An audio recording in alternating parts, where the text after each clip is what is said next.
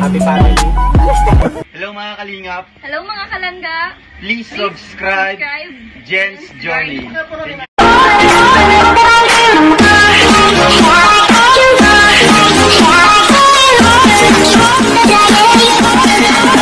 Hello mga kalingap at mga kalangga! Welcome back to my YouTube channel, Jen's Journey. So for today's video, syempre as usual, magre-reaction tayo sa vlog ni Kalingap Dan. Ayan, shoutout sa iyo Papa Dan.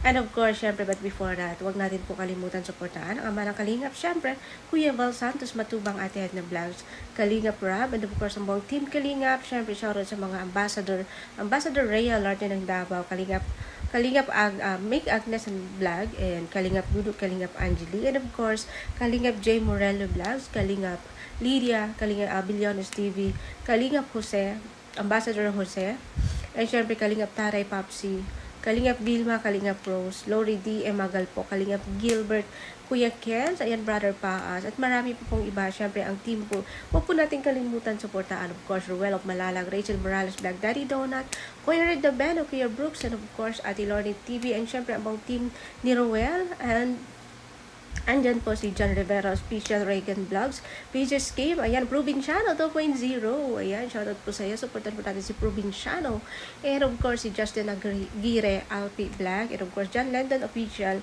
and syempre guys, of course, ang mga K-Boys, and then syempre, si Kalingap Dan na magre-reaction tayo ngayon sa kanyang video. Ayan, shoutout sa hindi pa po, supportahan po natin sila guys, lalo na po yung mga mahihinang views, kasi para mapansin po yung channel nila kahit papano, no? So, ito po yung goal natin kung bakit andito po tayo sa Kalingap Watchers. Yan, maraming salamat kayo sa pagpaunlak po sa amin. Ay, syempre, shoutout sa Kalingap Watchers. Syempre, ang presidente namin si Kasangkay Lods. Andyan po sila, Daddy Donut, Kuya Bobby 143, RA Good Vibes, Pirador, ayan, marami pa pong iba. Ati Ana Hanli, Laila Mendoza, Bagsik, sino pa ba? Lori D. Magalpok, syempre si Jen's Journey andyan. At si Kuya Brooks, syempre andyan si Kuya Brooks, at of course, marami pa pong iba. So, shoutout po sa inyong lahat. And syempre, shoutout sa aking team, Ka-Journey Team Sugod, syempre sa admins and members ko. Shoutout po sa inyong lahat. Maraming salamat sa mga solid pong support. And of course, sa aking viewers and subscribers, maraming salamat po. Sana sabayan niyo po ako sa aking paglalakbay. So, ayan, dito na nga po tayo mag-reaction sa vlog po ni Kalingap Dan, ni Papa Dan. Shoutout po sa iyo si Papa Dan. Papa Dan, shoutout po sa iyo. Maraming salamat na nagkita po tayo, no? Nagkausap po kami saglit. Kumbaga, nagpa-picture lang ako.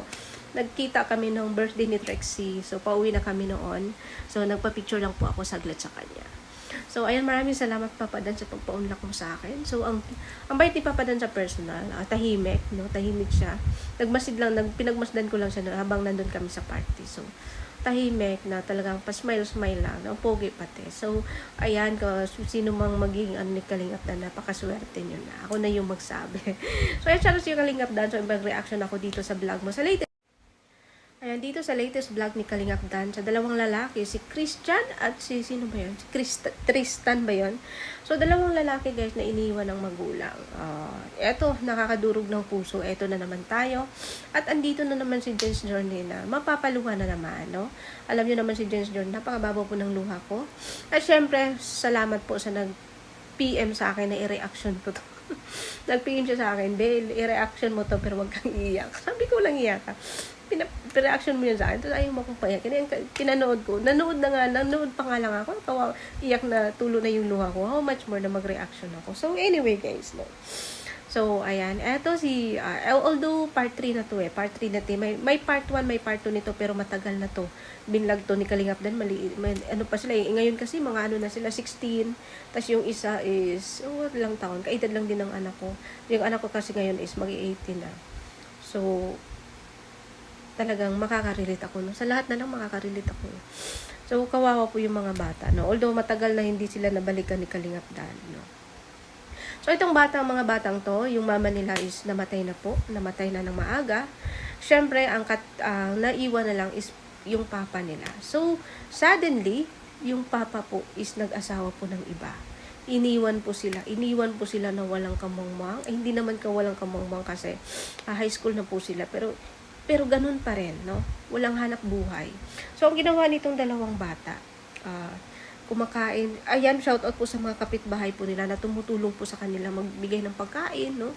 Pero at least guys, may bahay. At least may bahay. Pero yung bahay, yung bubong sira din, no? Sana mas sa mga tao, mga viewers dyan at sa mga sponsors ni Kalingap Dana, may mga ano po, mabubuting puso at sobra-sobra po yung mga blessings. Pwede po tayong mag-ambag-ambag, no? Para kahit yung bubong, no? Kahit yung bubong, kawawa po yung mga bata tapos nag-aaral. So, dito tuloy po tayo. So, ayan. So, buti na lang may bahay silang iniwan ng magulang kasi yung papa nila nag-asawa ng iba. So, yan yung reason. Yan yung reason, guys, kung bakit hanggang ngayon hindi pa ako nag-asawa ulit. Bakit? Oh. Kasi sa akin, ayokong ipagpalit yung anak ko. Although ngayon is open naman ako, mag-asawa ko ulit, it's okay naman ako. Kasi malaki na yung anak ko. Ayoko kasing dumating sa point, nagkatulad ganyan. Nung nagkaasawa yung papa nila, nung una nakakontak pa sila, binibigyan pa sila, ngayon hindi na. Siguro hawak na nung asawa yung cellphone, but hindi natin alam, no? It's just for example. So, ang pangit, no? Kawawa po yung mga bata, no? Mga bata po yung kawawa. So, eto naman, hindi naman ganito kung ikaw mismong magulang, nag-iisip ka sa mga anak mo. Eh, bakit ako? No? Ako, mas iniisip ko yung mga anak ko kaysa sa sarili kong kaligayahan. Kasi kung tutuusin, guys, kung gusto ko yun kung mag-asawa ulit, dati pa yan. Pero talagang iniisip ko yung anak ko na, kasi pakipagsapalaran kasi yung mag-asawa kaya hindi mo alam yung magiging buhay mo. Tapos yung anak mo, hindi pa maliit pa or hindi pa kaya niyang mag-isa, no, kawawa po. Gaya po sa kanila dito, na nag-asawa po ang tatay, iniwan lang po sila na walang pagkain, walang suporta. So, ang mangyayari, no, pero ang nakita ko dito, yung tatay na yun, balang araw, babalik at luluhod yun sa harap nila. Bakit? Nakikita ko sa mga bata, doon napakabuting mga bata, no? Dito, pasensya na po talaga. Napakabuting mga bata, masipag, no? Nagrepack ng mga gabel para lang makasahod, mairaos po nila yung pang-araw-araw nila, makapag-aral po sila, no? Although may tita namang nagbibigay, pero hindi rin yun sapat kasi nag-aaral sila dalawa eh. So, madiskarte, no? Madiskarte sila. So, napakaswerte sana na magulang nito kung hindi sila pinabayaan, no? Makikita mo sa mga bata, nafe-feel ko sa mga bata yung galit sa puso nila, no? Na andyan yung galit pero tuloy pa rin sila, no? Tuloy pa rin yung buhay. Nag-aral silang mabuti. Nagsasaidlan kahit basta lang kahit liit lang yung sahod, basta meron silang sa isang araw makaraos sila. So, ang ganda, no? Kung ako magulang nito, wasted, no? Sinayang mo pagiging magulang mo. Kasi, hindi niya inisip. Yung mga anak niya, yung mga bata, dalawang magkapatid, may tsura, mapogi, no? Tapos, nakikita ko kay Christian, yung panganay ba yun? Napaka-professional niya magsalita. Professional siyang sumagot kay Kalingap Dan. Professional siyang makipag-usap, no? Hindi bastos. At saka yung isa is parang tawa-tawa lang. Pero itong isa, talagang professional siya. Sabi ko, itong mga batang to, malayo ang mararating. Lalo pa sa mga pangarap nila, yung isa is police, yung isa is magiging army. Kita mo yan, kung anong pangarap nila. No? Kung ako magulang nito, siguro, ang gagawin ko kung ngayon pa lang, babalik na. No? Shoutout po sa papa po ninyo kung napanood man po kayo. Sana ma-realize po niya kung ano po yung sinayang niya. Kung ano po yung sinayang niya po sa inyo. Napaka-wasted po, napakabuti po ng mga batang to. Masipag, namuhay, no, sa murang edad. Natutong maghanap buhay para makaraos, mairaos yung pag-aaral nila at pagkain po nila sa araw-araw. So, napakasakit isipin. Ang sakit isipin, ako lalo na ako bilang single mom, ako yung anak ko kaedad niya. Kaedad niya, ni Christian yung anak ko. At talagang napanood ko pa lang kanina, tulo na yung luha ko, di ko alam kung re-reaction ko to. Pero sige, try natin, no? Kakaawa po kasi ako mababaw lang talaga yung luha ko sa mga ganito. Kasi sitwasyon ko din, ramdam ko at danas ko, no? Kaya napaka wasted po na magulang nila. Sana naman po, no, ngayon pa lang makarealize ka na. kung ano pong sinayang mo. Kawawa po yung mga anak mo, no? Nangulila po sa iniwala na ng mama, iniwan mo pa, pinagpalit mo pa sa babae. Okay lang naman siguro, mag-asawa ka, sige, sabihin na natin mag-asawa. Kasi maintindihan natin yung sarili nilang pangangailangan, no? So, pwede din naman yun, pero sana man lang. Wag, hindi pabayaan yung mga anak. Kasi sila yung kawawa, sila yung kawawa. Sila yung nagsasuffer. Sila yung naghihirap, nagtitiis. Na kung tutuusin, obligasyon mo pa sila eh. Obligasyon mo pa sila. So, kung ikaw, nanonood ka man sa mga anak mo ngayon, magsisi ka na habang maaga pa. Magsisi ka na habang wala pang ugat yung galit nila sa'yo. Kasi pakiramdam po kay Christian, yung panganay, naramdaman ko yung galit sa puso niya. Kumbaga, hindi naman as in galit. Kumbaga, may hinanakit lang siya. Kasi, yun nga, hindi na sila, isinisin lang yung mga message nila, no? Napakasakit po nun, no? Bilang isang anak na sinisin lang po yung message mo. Better na lang huwag mong tingnan, huwag mong isin. Yun, maintindihan mo pa na baka walang load or wala na tong account na to. Yun, maintindihan pa. Pero kung isin lang, napakasakit po nun, isipin. Ibig sabihin nun, kinalimutan mo na sila. Nagawa mo yan sa mga anak mo. No, kawawa po yung dalawa. So, sana po, sana naman po, no, marami pong matuto po tayo. Wala naman pong taong perfecto. Kahit ako, hindi ako perfecto. Single mom ako. Pero matuto po tayong magpahalaga po sa mga anak natin. Wala naman po, hindi naman po lahat perfecto eh. Pero gawin po natin yung obligasyon po natin. No? Lalo na't lalaki, yung papa nila yung andyan. Gawin mo po, no? Patunayan mo po yung obligasyon mo bilang isang magulang. Napakabuti po ng mga bata. Sinayang niya po eh. No? Kung sana man po, ayan, eto kayo sa dalawang magkapatid, no? Hanggat kaya nyo, hanggat maaari, no? Wag lang kayo magtanim ng galit sa papa ninyo. Pero, yun nga, sa ngayon, alam kong hirap kayo, no? Hirap kayong labanan ang bawat araw, bawat gabing lilipas.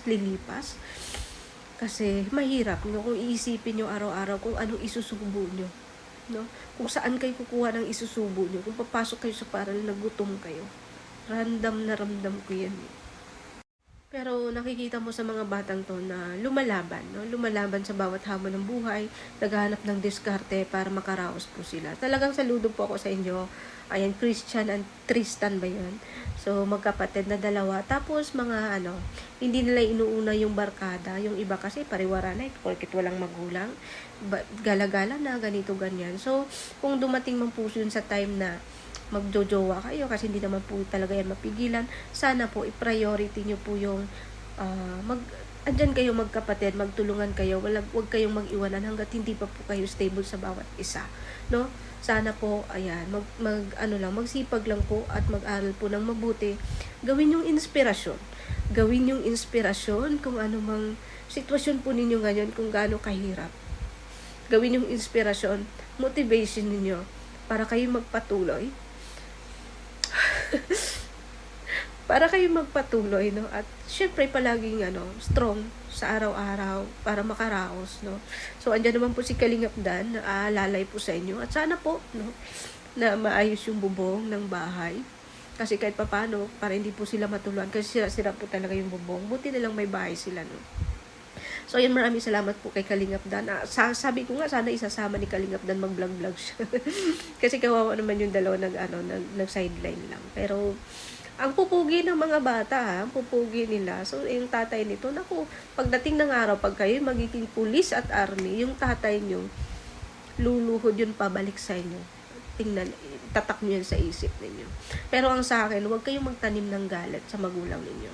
Hayaan nyo lang na yung mismong sakit ang makapag-realize po sa tatay po ninyo, no? Sa ginawa po niyang pagpapabaya sa inyo, sa sumura niyong edad, natuto kayong lumaban sa buhay, no? Talagang saludo ako kasi hindi niyo pinabayaan yung sarili niyo, hindi kayo nagpariwara kahit wala kayong magulang.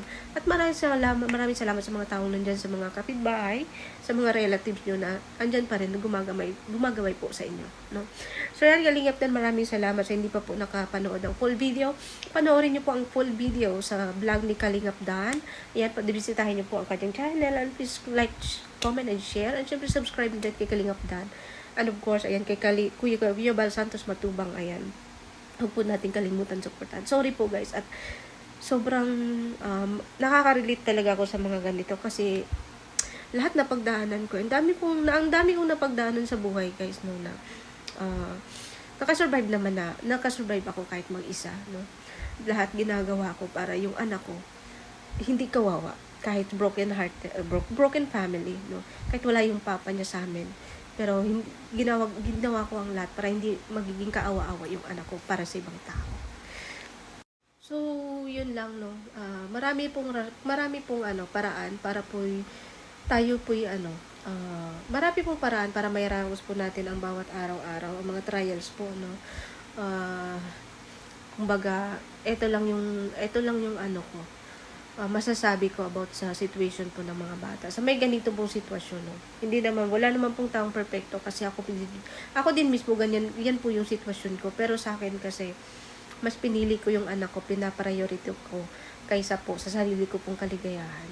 Kasi ayokong magiging kaawa-awa yung anak ko tingnan ng ibang tao. So sa akin, mas pinili ko, unlike po dito sa papa nila, mas pinili ko yung sarili niyang kaligayahan. Mas kinaya niyang makitang maghirap ang mga anak niya kaysa maging masaya siya sa sarili po niya. So napaka-selfish po, no. So sana naman po wag po tularan ng mga karamihan, no. Although pwede naman pong mag-asawa, pero yun nga, yung obligasyon mo, panindigan mo, maging responsable ka po bilang magulang para sa mga anak mo. Kasi balang araw, babalik ka po kung saan ka nang galing. Lalo na tatanda ka, magkasakit ka, hahanap-hanapin mo yung mga totoong mga anak mo.